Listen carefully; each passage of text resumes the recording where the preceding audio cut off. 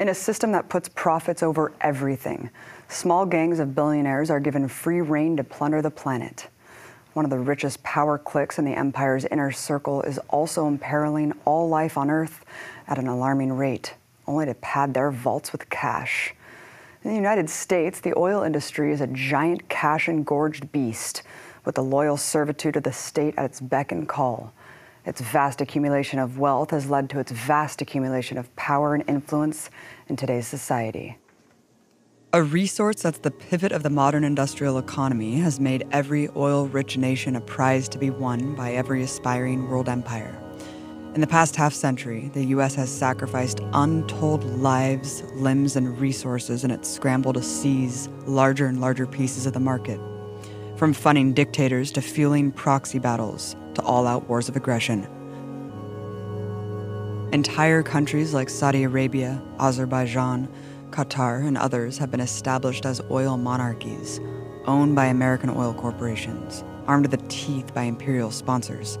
Every president from Truman on officially dubbed access to oil a matter of national security, meaning worth going to war for. The oil industry's vast power was pioneered by the son of a snake oil salesman, John D. Rockefeller, a cutthroat capitalist who bought his first refinery in Cleveland in 1865, later named the Standard Oil Company. Many emerging oil companies were competing, but Rockefeller's Standard Oil tipped the scales. They used an illegal deal with railroad companies for cheaper transportation to bully more than 20 refineries into selling themselves to Standard Oil under threat of having to compete with impossibly low oil prices. Other strong-arm tactics were used to buy up the industry. For example, if a refinery didn't want to sell itself, Rockefeller would buy the pipeline, then just cut off its oil supply. The dried-up refineries had no choice but to submit to Standard Oil's clutches.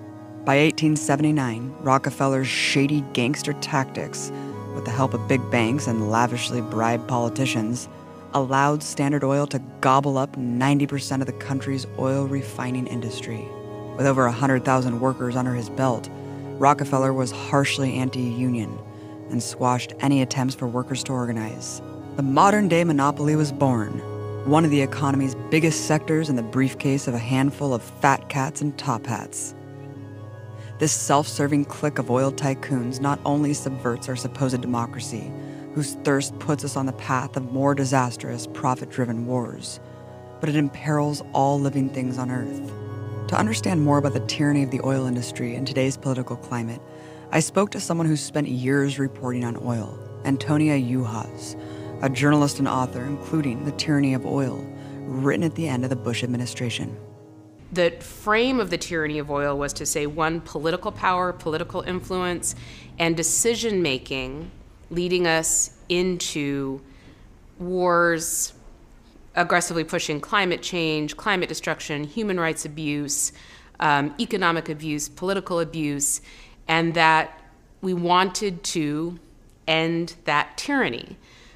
Unfortunately, the Obama administration, while it's not the Bush administration and isn't nearly quite as wed to the industry as the Bush presidency was, and certainly financially isn't tied in the same way, the Obama administration has been unable to loosen the chains of that tyranny. And such that in the United States, under Obama, we've actually reached in June the second highest point of U.S. production of both oil and natural gas in our history, and the highest rates of exporting of those products. How dangerous is offshore deep drilling as opposed to conventional drilling?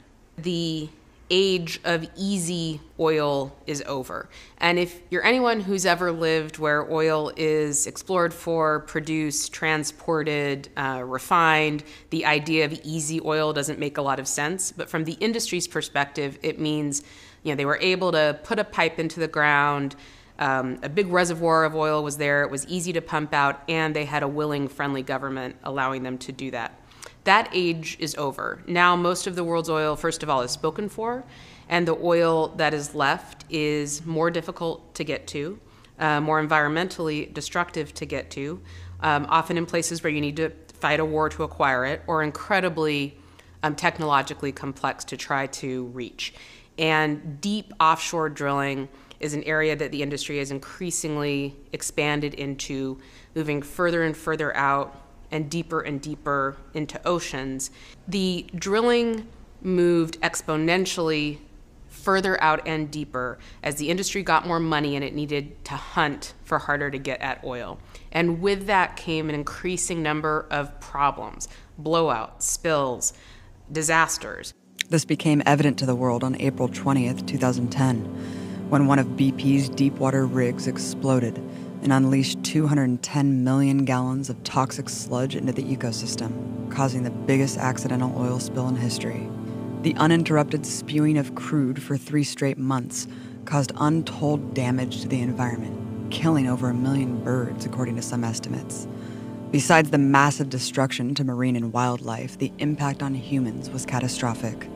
The corporation sprayed 2 million gallons of a dispersant called Corexit to thin the oil, which made it 52 times more toxic.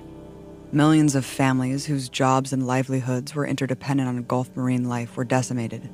Many now suffer life-altering health effects. 11 men died, but then what we learned is that the industry also had no plan for what to do in the wake of a deep water spill. And what we also learned was that they then decided that they would learn on the fly and try and figure it out as they went. What they figured out was that they couldn't control a deep water spill, and the only thing they knew how to do, the only thing that ultimately closed the well, and it took 3 months for this to happen, was to drill a second well, drill a whole other set of pipe, intersect with the original one, and close it up. In the interim, the largest offshore drilling oil spill in history unfolded. I was actually in a submarine at the site of the BP oil spill, and what exists down there is basically the life that could get away got away, and the life that couldn't was just nuked by the oil. And there is a massive blanket of oil on the bottom of the ocean. It will probably be there forever. Greg Palast, another journalist who's been on the ground investigating major oil spills from Exxon Valdez to BP, has found a common thread in a common disaster. This is not the first time that there was a blowout of a deepwater well by BP and an explosion. They had had one only 17 months earlier in the Caspian Sea, and it was completely covered up. It was covered up by BP. It was covered up by the government of Azerbaijan, what I call the Islamic Republic of BP. They completely own that state. And it was also, it turns out, when I read the WikiLeaks documents, it was covered up by the United States State Department.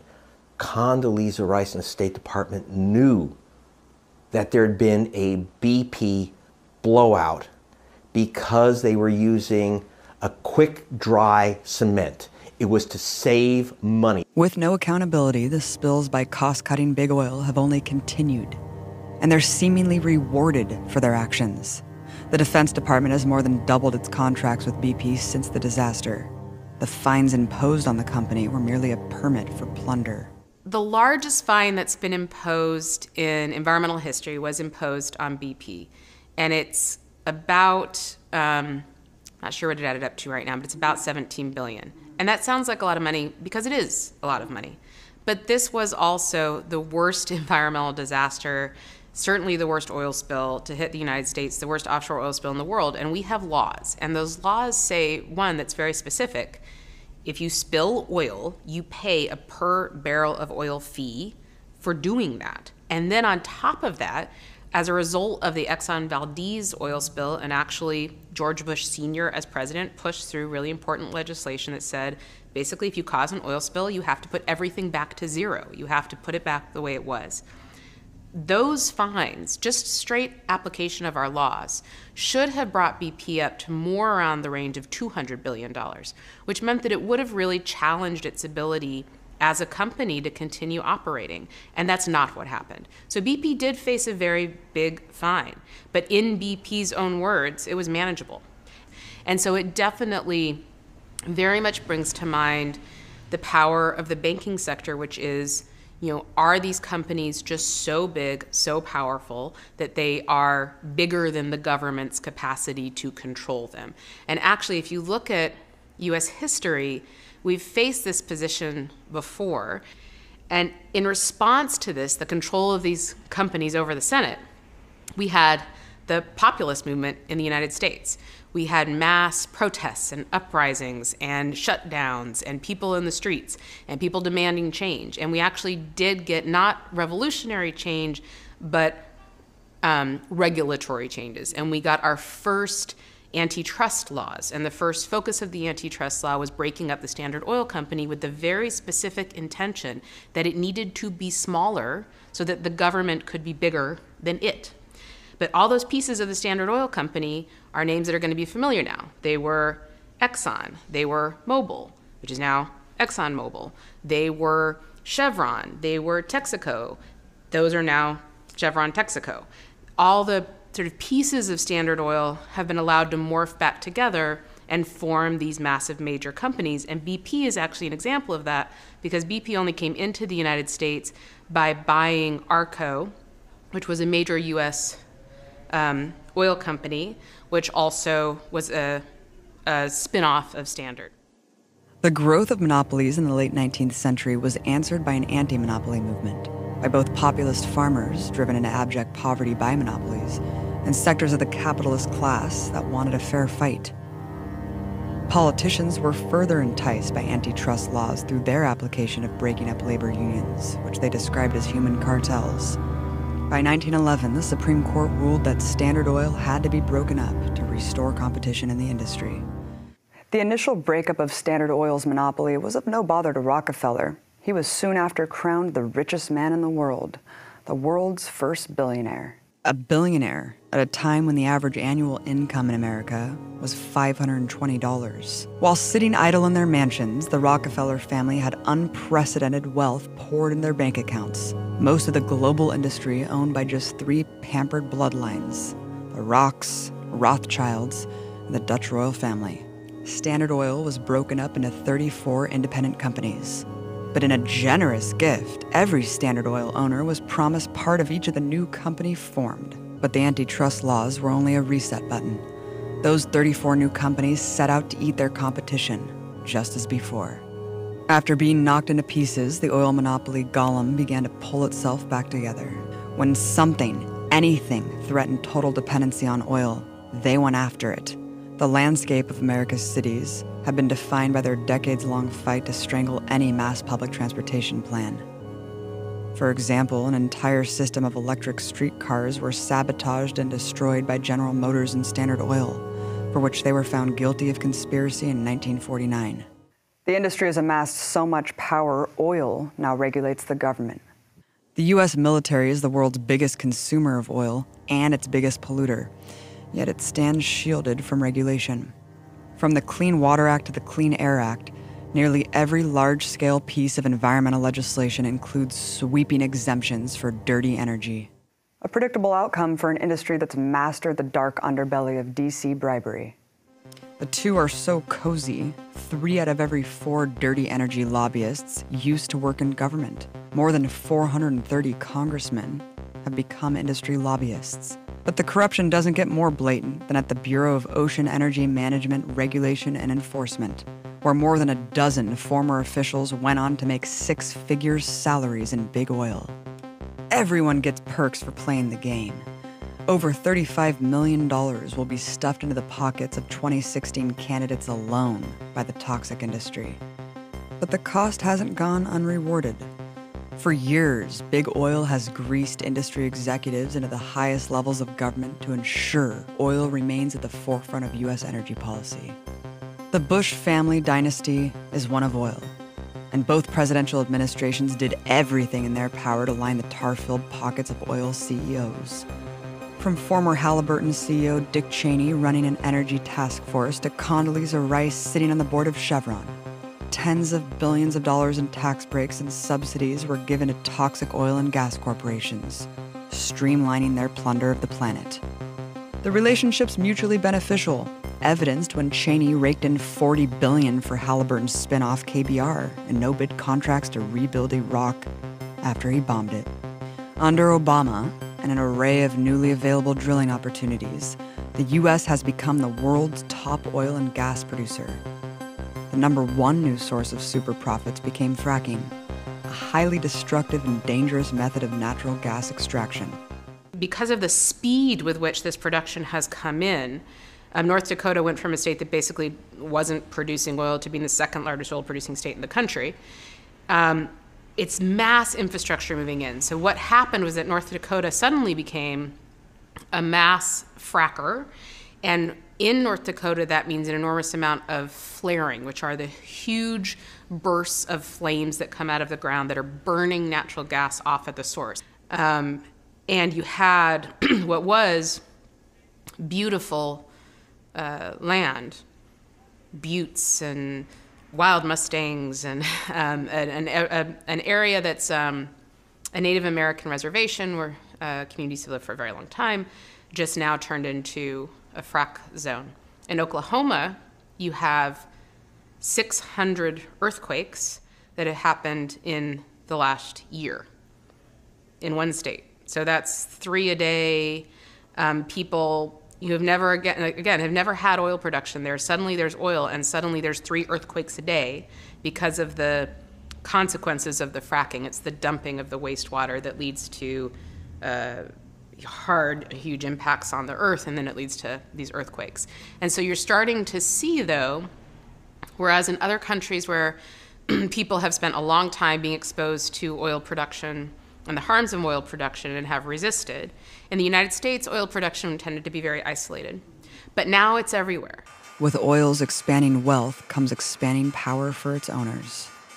Oil is the political process. There's not influence. It is the political process. I mean, we saw, for example, during the Bush administration that the oil industry was our government. There was no difference. Now it's more subtle, but the influence of energy is powerful and still there. It's just more complex how it operates. If you look at for example, the Republican Party right now, you have every presidential candidate, endorsing the XL pipeline, more than endorsing, falling in love. I mean, Ted Cruz actually said, you have to love the XL pipeline. He sends Valentines to a pipe, right? I mean, this is how extreme it's gone. So that they're kissing the pipeline, they're loving the pipeline. Like, why? And the answer is a 4-letter word, KOCH, the Kochs. Now, follow how this operates and how this affects our foreign policy. Okay, the Kochs' big refinery. They bought a big refinery on the Gulf Coast of Texas, and they were losing a fortune because even though it's in Texas, it can't use Texas oil. And so what they had to use was heavy oil. They could only get it from Venezuela. They charge a premium. Used to be a discount. So they had to get rid of Chavez and Maduro and that progressive government in Venezuela. They could either do it by assassination, as Pat Robertson suggested. That didn't work. Or they can manipulate the country's political system. That may work or may not work. But all else fails, get the oil from somewhere else. Canada, at a super steep discount. That gives you the XL pipeline. And that's the whole reason for the XL pipeline. The Kochs don't own the pipeline, but they're the ones who get the oil. Each Koch brother will make about $1 billion extra a year if the XL pipeline goes through. Now, you say, well, what about the Democratic side? There's an opposition. Well, yes and no. The Democrats have their own alliances, like with BP and the current administration. So, for example, President Obama, Mr. Let's not cook the planet.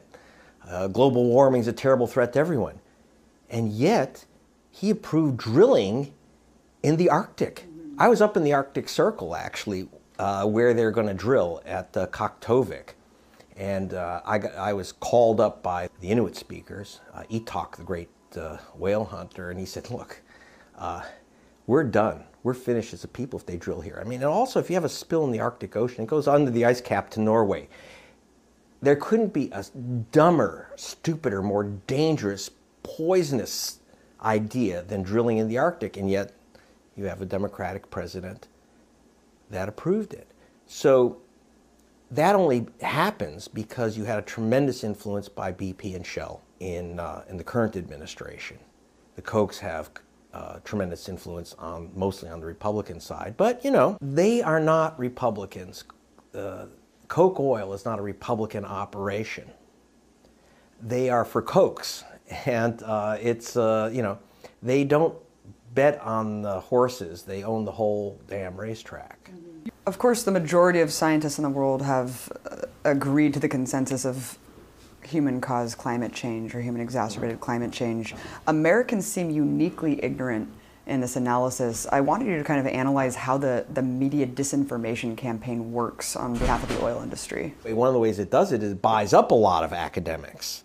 Almost every biologist in America is on the payroll of British Petroleum through a $500 million grant to the Lawrence Livermore Laboratory, which controls almost all the science of oil spills. Now what's happening with climate science is, again, it's not just air pollution, it's money pollution of science. So they'll take a dissenting scientist and they will blow up their stature.